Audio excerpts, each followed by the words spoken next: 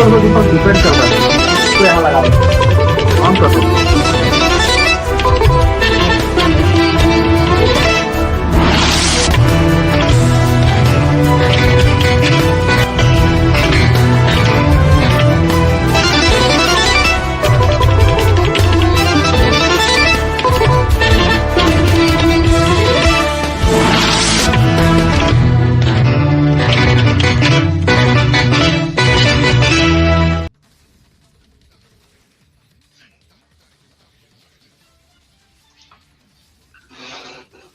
नमस्कार, मैं हूं केशव पंडित और आप देख रहे हैं देश का तेजी से बढ़ता एटीवी न्यूज चैनल।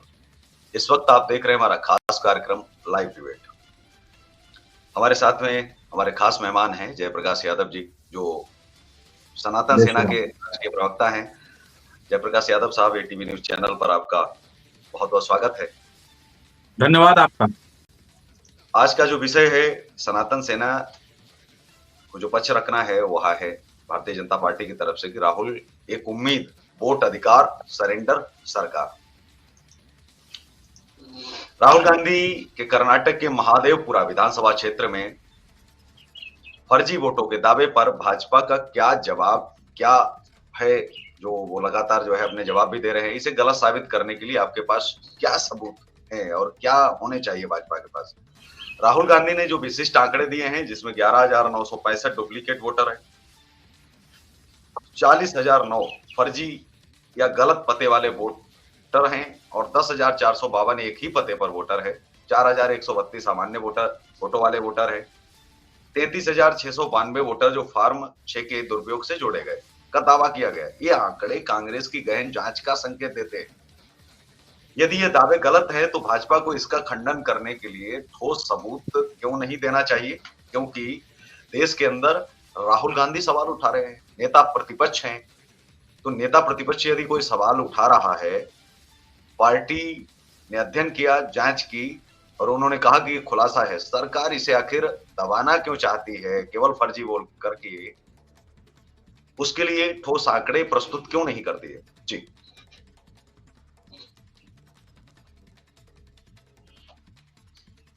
जी केशव पंडित जी, जैसा कि आपका जो डिबेट है हमेशा मुद्दों पर रहता है। वर्तमान में नेता प्रतिपक्ष राहुल गांधी जी, जो कि गांधी परिवार से आते हैं राहुल जी, और बार बार इनके द्वारा ऐसा कोई काम किया जाता है राहुल जी के द्वारा जो बाद में इन्हें माफी मांगने पर मजबूर कर देता है।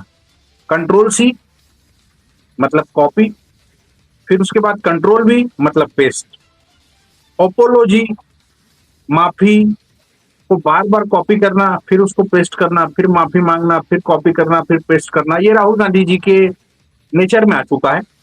और राहुल गांधी जी अगर कोई भी मुद्दा आज उठाते हैं तो जनता ये समझ लेती है कि इस मुद्दे पर आखिरी में राहुल गांधी जी अगर कोई आरोप लगा रहे हैं मोदी सरकार पर, भारत सरकार पर, तो बाद में माफी ही मांगने वाले हैं, क्योंकि वो सिद्ध कर नहीं पाते। और बेबुनियाद आरोप लगाना ये कांग्रेस की हरकत शुरू से रही है। और इस बार जो हो रहा है कि राहुल गांधी जी का जो नया पॉलिटिकल शौक है कि इल्जाम लगाओ, इल्जाम लगाओ, इल्जाम लगाओ, सबूत भूल जाओ, सबूत भूल जाओ, सबूत भूल जाओ, ये इनका नया पॉलिटिकल शौक बन चुका है राहुल गांधी जी का। आपको बता दूं कि कर्नाटक, हरियाणा और महाराष्ट्र तीनों के जो चुनाव आयोग ने साफ कह रहे हैं कि भाई अगर वोट चोरी हुआ है तो सबूत लाओ। चुनाव आयोग साफ साफ मांग रहा है सबूत। क्या आप कह रहे हो वोट चोरी हुआ है तो सबूत लेकर आओ।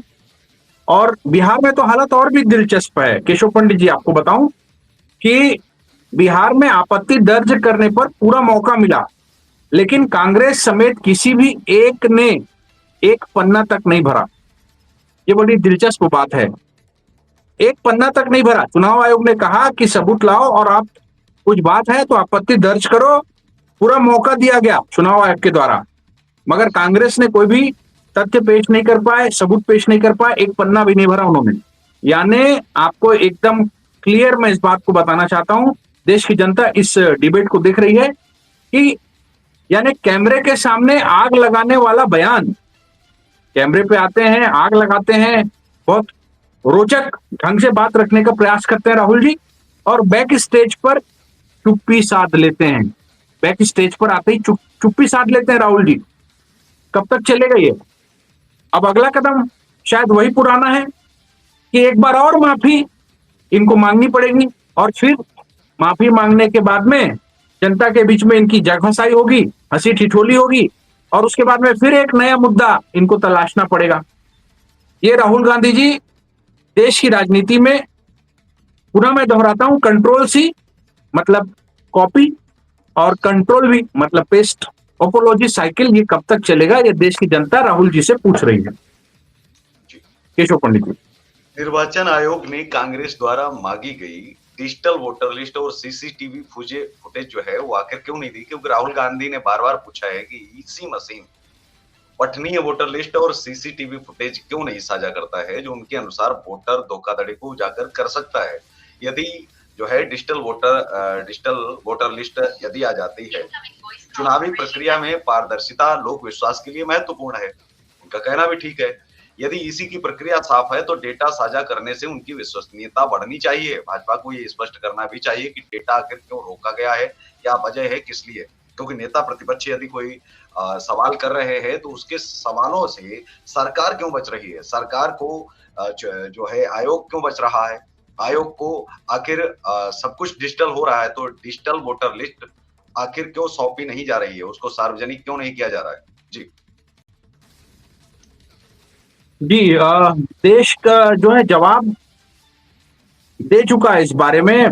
2014, 2019, 2024 3 बार जनादेश मिला है प्रचंड मतों से। राष्ट्रनायक, गांव, गरीब, किसान के राष्ट्रनायक, मसीहा, सच्चे लाडले भारत माता के सपूत नरेंद्र मोदी जी को हमेशा आशीर्वाद मिलता रहा है, और राहुल गांधी जी को हमेशा मुंह खानी पड़ी है। और जो रही बात चुनाव आयोग ने ये डाटा साझा क्यों नहीं किया, तो ये भी एक स्पष्ट तौर पर मैं आपको बताना चाहता हूं कि चुनाव आयोग विधि के अधीन काम करता है। चुनाव आयोग के अपने कुछ बायलॉज हैं, रूल्स हैं, रेगुलेशंस हैं। उसके अंतर्गत चुनाव आयोग न सिर्फ भारतवर्ष में अपितु पूरे विश्व के हर देश में ये प्रणाली लागू है। तो कुछ भी आप मांगेंगे तो आपको नहीं मिलेगा। बाकी जितनी जानकारी राहुल जी ने चाही है उतनी जानकारी तो चुनाव आयोग देने को तैयार है। चुनाव आयोग हर परीक्षा को पास करने के लिए तैयार है। अब ये चुनाव आयोग नहीं हुआ, सीता जी की अग्नि परीक्षा हो गई। कितनी बार आखिर चुनाव आयोग जो है वो राहुल जी के लिए अपना समय, अपना डाटा, अपना वीडियो और अपने आंकड़े कितने बार प्रस्तुत करेगा, जब देश की जनता ने लगातार 2014 में भी इन्होंने ऐसा आरोप लगाया, सारा कुछ हुआ, उसके बाद फिर जनादेश मिला, 2019 में फिर से मिला, फिर आरोप प्रत्यारोप लगाया इन्होंने। और ये जिस जगह पर कांग्रेस के इक्का दुक्का सीट जीत कर आते हैं वहां पर ये फिर से चुप्पी साध लेते हैं। वहां पर इनको ईवीएम मशीन पे कोई दोष दिखाई नहीं देता, वहां पर इनको जनता ने सही मताधिकार का प्रयोग किया है ऐसा लगता है।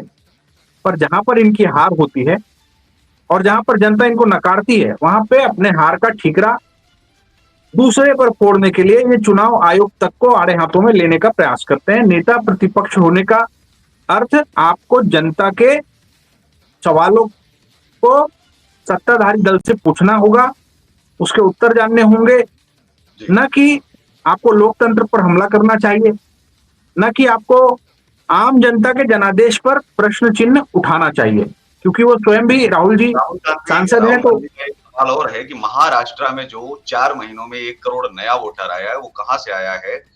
उनके इस दावे में कितनी सच्चाई है? आखिर सरकार क्यों जांच नहीं करवा लेती? क्योंकि वो कई राज्यों में जो है इन आंकड़ों को लेकर के लगातार जो है सवाल कर रहे हैं, लगातार जो है एविडेंस दिखा रहे हैं कि हमारे पास ये चीज है, आप इसको देख लीजिए। कैसे एक पते पर जो है इतने वोटर कार्ड दर्ज हो सकते हैं, कैसे एक पते पर रह सकते हैं, कैसे बिना फोटो के जो है लोग हो सकते हैं, और जो जिंदा हैं उनका वोटर कार्ड ही नहीं है, और जो मर गए हैं वो वोटर लिस्ट में अभी तक चढ़े हुए हैं। जी, ये सारी बातें जो है जांच का विषय है किशोर जी। मैं आपको बताऊं कि वोटर लिस्ट पर जो पुनरीक्षण का काम होता है, वोटर लिस्ट पर जो मतदाता सूची का अवलोकन का काम होता है, ये बूथ स्तर के कार्यकर्ता करते हैं। सभी राजनीतिक दलों के कार्यकर्ताओं को चुनाव आयोग पूरा मौका देता है कि वो आकर के पुनरीक्षण का मतदाता सूची का काम करें, वोटरों को जोड़ें, जो लोग इस दुनिया में नहीं है उनका नाम विलोपित करने के लिए मदद करें। दिक्कत कहां पे है ये मैं आपको बता दूं। भारतीय जनता पार्टी का कोई भी कार्यकर्ता, चाहे वो नरेंद्र मोदी हो, चाहे कोई भी बड़े स्तर के बड़े कद के नेता हो, वो बूथ में पर्चियां बांटे हैं। उन्होंने बूथ पोलिंग एजेंट बन करके बूथ के अंदर बैठ करके वोटिंग कराए हैं लोगों से। मतदाता सूची पर जो लोग वोट डाल रहे हैं उसके नामों पर टिक किया है। जो वोट डालने नहीं आए हैं उनको आग्रह करके वोट डालने लेकर जाना है। ये राजनीतिक दल के कार्यकर्ताओं का काम होता है, अपने दल के समर्थन में अधिक से अधिक मतों को हासिल करवाने के लिए। और ये पूरी एक प्रक्रिया होती है। जब मतदाता घर से निकलता है तो मतदान केंद्र के एक निश्चित दूरी पर पोलिंग बूथ लगी होती है, उस बूथ पर लोग पर्चियां बना रहे होते हैं। वो भी भाजपा के ही कार्यकर्ता होते हैं, कांग्रेस के कार्यकर्ता हो सकते हैं जो वहां पर पर्चियां बना रहे हो। पर्चियां बनाने के बाद में वहां से मतदाता पर्ची लेकर जाता है पोलिंग बूथ पर, वो अपना परिचय पत्र दिखाता है, अंदर प्रवेश करता है, उसके हाथ पर स्याही लगती है, उसके बाद में वो वोट डालता है, वोट डाल करके बाहर आता है। ये एक पूरी प्रक्रिया है। और जितने लोगों ने वोट डाला है उसका एक डाटा, एक आंकड़ा, एक शीट, एक पेपर जो है जब 5 बजे मतदान हो जाता है तो वो दिया जाता है। और उसपे कुल मतदाताओं की उस बूथ पर संख्या, कितने मत पड़े हैं उसकी संख्या, कितने लोग अनुपस्थित रहे उसकी संख्या, कितने मत रिजेक्ट, मतलब कितने लोगों ने वहां पर नहीं आए, सारी जानकारी उसमें होती है, पूरी जानकारी उस डाटा में होती है। और जब काउंटिंग का दिन होता है, जब काउंटिंग होती है वोटों की, तो चाहे वो ईवीएम मशीन से हो या बैलेट से हो, वहां पर वो शीट से मिलाया जाता है कि जितने वोट पड़े थे वो है या नहीं है। वो क्रॉस चेकिंग होती है। बूथ के अंदर भी राजनीतिक दल के कार्यकर्ता बैठते हैं और वोटिंग के बाद काउंटिंग के दिन भी उस बूथ पर कार्यकर्ता बैठे होते हैं। उनको पूरा अधिकार होता है पारदर्शिता से आंकड़ों को चुनौती देने का, चेक करने का, फैक्ट चेक करने का, संख्या कम ज्यादा है तो आपत्ति करने का। इवन ईवीएम मशीन सील होती है, वो भी कार्यकर्ता के हस्ताक्षर से होती है। वहां पे अन्य राजनीतिक दलों के भी कार्यकर्ता होते हैं जो हस्ताक्षर करते हैं, सील चपड़ा लगता है। और उसके बाद ये पूरी, मैं इसमें एक बात और आखिरी बताना चाहता हूं, इस पूरी प्रक्रिया से राहुल जी अनभिज्ञ हैं, क्योंकि राहुल गांधी जी चांदी का चम्मच लेकर पैदा हुए मुंह में, और राहुल जी कभी इन प्रक्रियाओं में शामिल नहीं हुए। कभी उनके लिए तो लोगों ने किया है, वो कभी इन प्रक्रियाओं में कभी बैठे हों, किए हों, तो उनको प्रणाली समझ में आए और कोई चुनौती देने से पहले वो सोचें। वो तो केवल हवाबाजी करते हैं। इन प्रक्रियाओं को अगर वो जानते समझते तो ऐसी बेतुकी और बचकाना बातें नहीं करते राहुल जी, केशव पंडित जी। तो जनता इस बात को जान चुकी है, बार बार ये माफी मांगेंगे। राहुल गांधी जी कह रहे हैं कि हमारी बात को गैर जिम्मेदाराना कह करके खारिज करने के बजाय उसकी सत्यता की पुष्टि तो कम से कम करवाइए। कोई आप जो है टीम तो आप गठित कीजिए ताकि जांच हो सके, दूध का दूध और पानी का पानी हो सके। हमारे पास जो आंकड़े आए हैं, जो हमारी टीम ने जो सर्वे किया है, उसके आधार पर हम ये बात कह रहे हैं। आप अपनी टीम का लेकर के आइए और आप कहिए कि यह कागज गलत है, ये चीजें गलत है, जो आंकड़े मैं दे रहा हूँ। कम से कम उनका सर्वे तो होना ही चाहिए। वो जो कागज दे रहे हैं उसको लेकर के क्या इलेक्शन कमीशन ने नहीं बोलना चाहिए कि यह फर्जी है पूरी तरह से, और क्यों फर्जी है उसके कारण विस्तार से कम से कम उनको बोलना चाहिए, बताना चाहिए। जी जी केशव जी, मैं आपको बताना चाहता हूं कि राहुल गांधी जी जो आरोप लगाते हैं, उन आरोपों का कोई भी सबूत उनके पास नहीं होता है। बस वो कहते हैं जांच कराओ, कमेटी बनाओ, और आरोप लगा करके छोड़ देते हैं। आरोप सिद्ध नहीं होता, मुंह की खानी पड़ती है, फिर माफी मांगते हैं। यह कड़ी राहुल जी की चलती आ रही है, बिना सबूत बिना जांच के बस आरोप लगाओ और जनता जवाब मांगे तो चुप्पी। सवाल चुनाव आयोग जो है उसका नहीं है, सवाल राहुल जी की हार का है। राहुल जी को, जो कांग्रेस पार्टी देश में 70 साल राज करी है, उस कांग्रेस पार्टी की स्थिति आज अत्यंत दयनीय है। जी। गिनती के राज्यों में कहीं कुछ जगहों पे अभी वो हैं, आने वाले समय में कांग्रेस मुक्त भारत ये होने जा रहा है। तो जो दिया बुझने से पहले फड़फड़ाता है, ये उसी प्रकार का कृत्य है जो लगातार इनके द्वारा किया जा रहा है। और चुनाव आयोग को, भारतीय जनता पार्टी को, नरेंद्र मोदी जी को, अमित शाह जी को ये बार बार टारगेट करते हैं क्योंकि नेता प्रतिपक्ष ये बने हुए हैं। मैं आपको बताना चाहता हूं कि राहुल जी कुछ भी कहने से पहले सबूत इकट्ठा करें, प्रमाणित करें, उसके बाद अगर आरोप लगाएं तो निश्चित रूप से लोकतंत्र मजबूत होगा। क्योंकि लोकतंत्र में सत्ताधारी दल और विपक्षी दल दोनों की भूमिका होती है। विपक्ष जो है वो सत्ताधारी दल का आईना होता है, आईना दिखाना चाहिए, स्वागत है। निसंदेह भारतीय जनता पार्टी भी इसका स्वागत करती है कि विपक्ष अपनी भूमिका अदा करे, क्योंकि भारतीय जनता पार्टी का उदय भी विपक्ष से ही हुआ है। एक समय में भाजपा के केवल 2 सांसद थे, पर एक मजबूत विपक्ष की भूमिका जनसंघ के समय से भारतीय जनता पार्टी ने निभाई है और तब जाकर ये विकास यात्रा आज यहाँ तक आकर के पहुंची है। अटल बिहारी वाजपेयी जी का नेतृत्व हो, नरेंद्र मोदी जी का नेतृत्व हो, भाजपा के नेतृत्व में देश आगे बढ़ा है और देश की जनता ने टोकरी भर भर के अपना जनादेश आशीर्वाद भाजपा को दिया है और आगे भी देती रहेगी। और राहुल जी के इस प्रकार की हरकतों से भारतीय जनता पार्टी को और मजबूती मिलती है। अच्छा, और अब सवाल बार-बार यह है राहुल कि जी माफी मांगते रहते हैं। भारत के नागरिकों की नागरिकता भी संकट में बताई जा रही है, सवाल यह उठाया जा रहा है। अदालत के द्वारा कहा यह जा रहा है कि नागरिकता का प्रमाण वोटर कार्ड नहीं है, आधार कार्ड नहीं है, पैन कार्ड नहीं है, ड्राइविंग लाइसेंस नहीं है। तो जन्म प्रमाण पत्र ही यदि है, तो मान लीजिए कि कोई पाकिस्तान के लिए 2 दिन से आया, 2 दिन के लिए आया घूमने के लिए और यहाँ पर यदि बच्चा डिलीवर होता है, तो उसका जन्म प्रमाण पत्र तो यहाँ का बन जाएगा, तो क्या वो अनागरिक बन जाएगा? दूसरा, लाखों की संख्या में जो आदिवासी हैं, उनके पास कोई जन्म प्रमाण पत्र नहीं है, वोटर कार्ड नहीं हुआ, इस देश के कागजात कोई नहीं लगे, तो नागरिकता का आधार है क्या?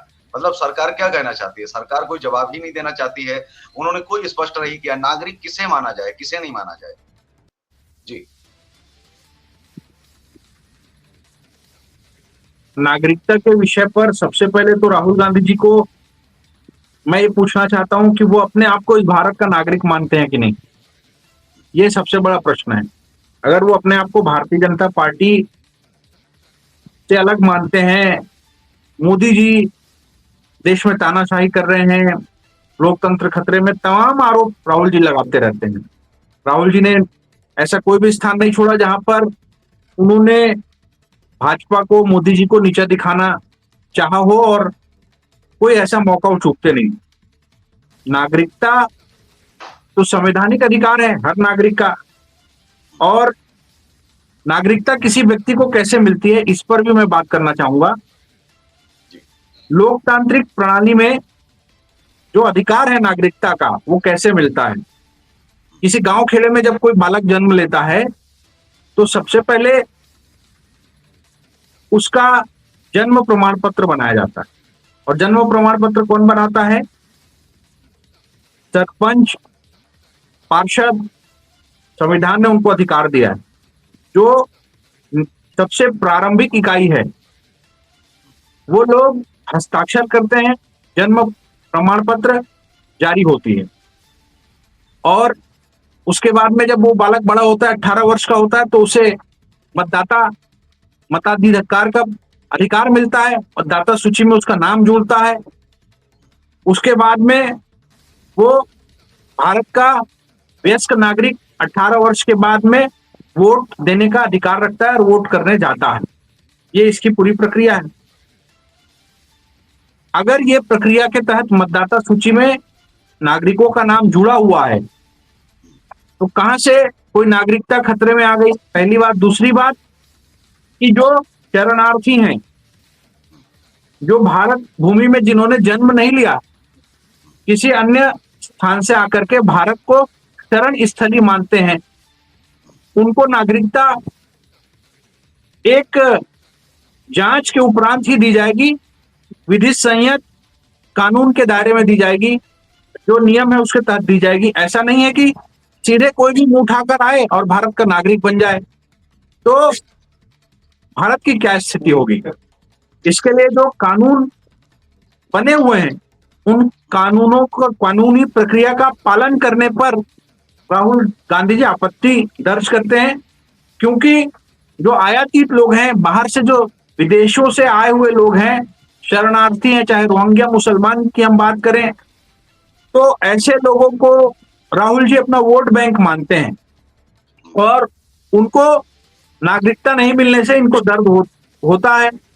तो इसमें किसी भी प्रकार से भाजपा की सरकार जिम्मेदार नहीं है।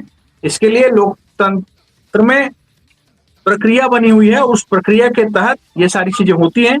तो इस पर भी प्रश्न चिन्ह लगाना एक बचकाना हरकत है, निराधार आरोप राहुल जी का ये लगाते रहते हैं। और रही बात, कुछ अन्य भी क्षेत्रीय दल हैं जो इस प्रकार की अनर्गल बातें करते हैं, चुनौती देते हैं, तो वो भी केवल कैमरे पर आकर के बड़ी बड़ी बातें करते हैं, और जब उन बातों को सिद्ध करने की बात होती है तो पीछे हट जाते हैं कहीं ना कहीं। ये दुर्भाग्यपूर्ण है, ये देश की जनता भी समझ चुकी है और बहुत ज्यादा इन बातों का फर्क नहीं पड़ता। मैं एटीवी न्यूज में इस बात को स्पष्ट तौर पर कहना चाहता हूं कि जो भारत भूमि में जन्म लिया है, ऐसा कोई नागरिक है क्या जिसकी नागरिकता नरेंद्र मोदी सरकार में छीन ली गई हो या उसको वोट नहीं डालने दिया जा रहा हो? ऐसा एक भी अगर है प्रमाण तो बताइए। आप भी वोट डालने जाते हैं, मैं भी वोट डालने जाता हूं, और कोई विपक्षी दल से है, किसी दूसरे विचारधारा से, वो भी मताधिकार का प्रयोग कर रहा है। राहुल गांधी दिक्कत इस बात से राहुल जी को निकाल रहे हैं, वोटर अधिकार यात्रा निकाल रहे हैं राहुल गांधी जी। तो वोटर अधिकार यात्रा के तहत क्या साबित करना चाह रहे हैं और उससे सरकार को क्या नुकसान होने वाले हैं? वोटर अधिकार यात्रा से आपको लगता है कि जो पहले की यात्राएं थी उनसे कितना प्रभाव पड़ा है पार्टी पर? और जो यह यात्रा, वोटर अधिकार यात्रा जो निकल रही है, बड़ी संख्या में हुजूम जुड़ रहा है, लोग जुड़ रहे हैं, जहां जगह जगह स्वागत भी हो रहा है, भीड़ भी जुट रही है, तो क्या फर्क पड़ने वाला है? क्या वाकई में दम है उन चीजों में जो वो कह रहे हैं? क्या प्रभाव वो डाल पाएगा? जी, यात्राएं तो राहुल जी करते रहते हैं, और पहले इन्होंने भारत जोड़ो यात्रा निकाली। उस यात्रा में जनता ने जब कहा कि पहले तोड़ो बाद में जोड़ो, पहले भारत को तोड़ो, जाति, धर्म, संप्रदाय, केवल वोट बैंक की तुष्टीकरण के लिए भारत को खंडित कर दो, भारत की एकता, अखंडता, संप्रभुता को खंडित कर दो, तार तार कर दो, भारत माता को खून के आंसू बहाने के लिए मजबूर कर दो। और उसके बाद भारत जोड़ो यात्रा, जनता ने सिरे से इस यात्रा को नकार दिया, खारिज कर दिया। और अभी ये जो नया प्रपंच कर रहे हैं, नई यात्रा जो निकाल रहे हैं, मैं आपको बता दूं कि जब चुनाव होते हैं तो आप मत का प्रतिशत अगर देखेंगे लोकसभा के चुनावों में, तो कांग्रेस के भी जो कार्यकर्ता हैं वो भारतीय जनता पार्टी को जाकर के मताधिकार का प्रयोग करते हैं और भाजपा का कमल खिला करके आते हैं। मतलब राहुल गांधी जी की टीम में जो लोग हैं, जो कांग्रेस में जुड़े हैं, वो भी चुपचाप जाकर देश हित में जाकर के कमल खिलाकर आ जाते हैं। तो राहुल गांधी जी को ये बात समझ में नहीं आती कि जनता उनको स्वीकार नहीं कर रही, उनके लोग उनको स्वीकार नहीं कर रहे हैं, वो ईवीएम पर ठीकरा फोड़ते हैं। उनका जनाधार खिसक चुका है। इस बात को राहुल जी को समझने की और समझाने की आवश्यकता है। जी, एक आखिरी सवाल जी, आखिरी सवाल कि जब आपने कहा है कि लोगों को लेके चलने की बात है, तो भारतीय जनता पार्टी में भी अगर हम बात करें जो नायक हैं 370 के, और शायद महानायक के तौर पर उन्हें याद इतिहास करेगा यदि इतिहास छुपाया नहीं गया तो, सतपाल मलिक जी गवर्नर रहे, उन्हीं के कार्यकाल में सब कुछ हुआ, उन्होंने किया। गवर्नर और राष्ट्रपति दो ही जो है करते हैं। क्या आपको लगता है कि उनके साथ जो होना चाहिए था, उन्हें तिरंगा मिलना चाहिए था, उन्हें जो राजकीय सम्मान मिलना चाहिए था, जिसके वो हकदार थे, उन्होंने पूरी मेहनत से, पूरी शिद्दत से पार्टी को अपना समय दिया, पूरी ईमानदारी से देश के लिए काम किया। उस व्यक्ति पर एक इल्जाम लगा दिया जाता है और अंत तक उन पर प्रेशर, दबाव, ईडी तमाम चीजें जो है की जाती है।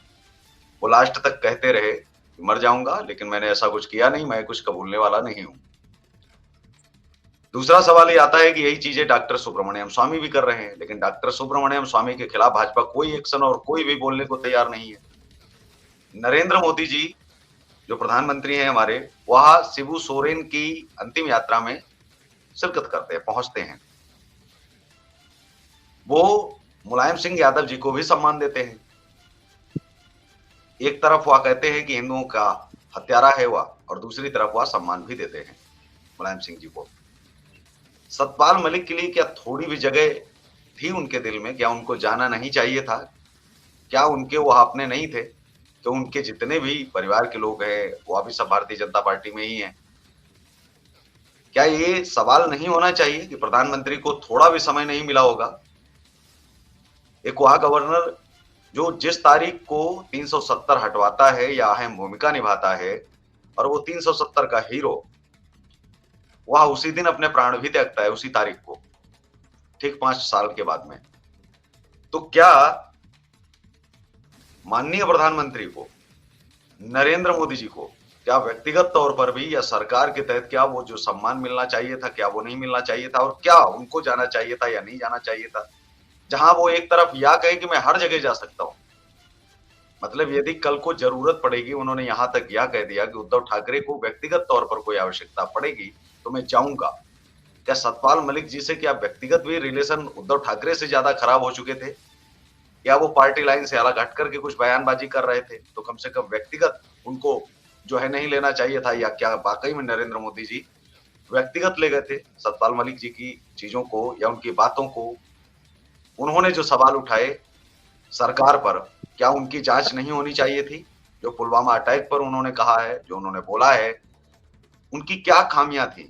उसके पहले कभी ईडी नहीं गई, कभी उसके पहले जो है क्या सरकार अपनी चीजों को छुपाने के लिए जो है सतपाल मलिक के पीछे पड़ी? व्यक्तिगत तौर पर क्या वाकई में शामिल नहीं सरकार को होना चाहिए था? एक ट्वीट, और वह भी अंग्रेजी में, जिस देश में 4% लोग ही सिर्फ अंग्रेजी जानते हों और आप हिंदी की वकालत कर रहे हों, तो जब आप ट्वीट भी करते हैं तो बिना फोटो के एक अंग्रेजी का ट्वीट आता है प्रधानमंत्री मोबाइल जी बंद की होने तरफ। वाला है। जी मोबाइल बंद होने वाला है। जी यादव सर, जी सवाल मैंने कर दिया, हो गया।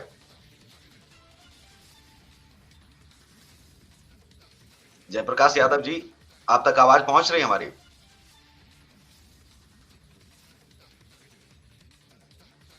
आप तक हमारा सवाल पहुंच रहा है यादव साहब?